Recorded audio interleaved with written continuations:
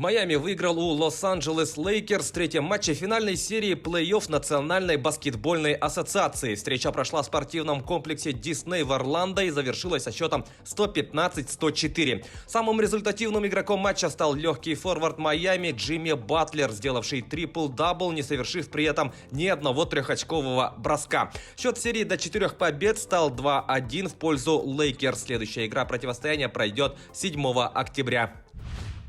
Футболисты бирмингемской Астон Виллы на своем поле разбили Ливерпуль в матче 4-го тура чемпионата Англии. Встреча завершилась со счетом 7-2. В составе победителей хэт-триком отметился Оливер Уоткинс. Дубль оформил Джек Грилиш. По одному мячу забили Джон Макгин и Росс Баркли. У действующего чемпиона Англии дважды отличился Мохаммед Салах. Астон Вилла набрала 9 очков после 3 встреч и идет на второй строке турнирной таблицы, имея 1 матч в запасе. Ливерпуль занимает 5-е место. На его счету также 9 пунктов. В следующем туре бирмингемцы в гостях сыграют с Лестером, а мерсисайдцы на выезде встретятся с Эвертоном.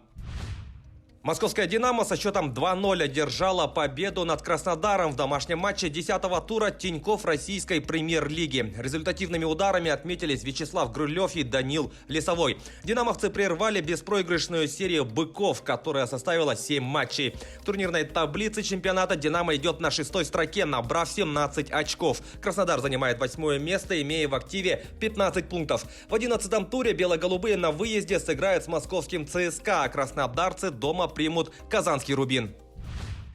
Мужская сборная России выиграла молодежный чемпионат Европы по волейболу. Турнир завершился в Чехии. В финальном матче россияне со счетом 3-1 выиграли у команды Италии. Для российской сборной эта победа на континентальном первенстве стала 9-м в истории, что является рекордным показателем. Также в ее активе 3 бронзовые медали. Вместе с россиянами и итальянцами на пьедестал чемпионата взошли бельгийцы, обыгравшие в матче за 3-е место белорусов.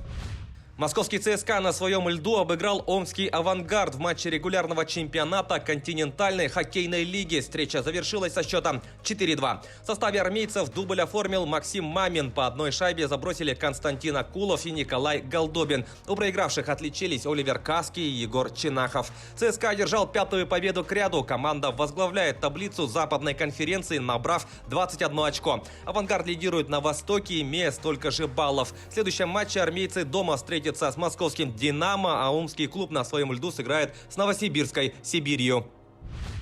8 якутянам присвоены звания мастеров спорта России по пауэрлифтингу. Как сообщает ЕСЯ, спортсмены выполнили нормативы в ходе чемпионата Дальнего Востока, который состоялся в Якутске в прошлом году. Звания получили Максим Берзилов, Виктор Журин, Андрей Иванский, Алексей Крылов, Рифат Мифтахов, Максим Припузов, Сергей Протопопов и Сергей Слепцов. Сообщается, что звание мастера спорта России получат еще 3 якутских спортсменов. Приказ о присвоении ожидается в ближайшее время. Таковы главные спортивные новости к этому часу. Занимайтесь спортом и будьте здоровы!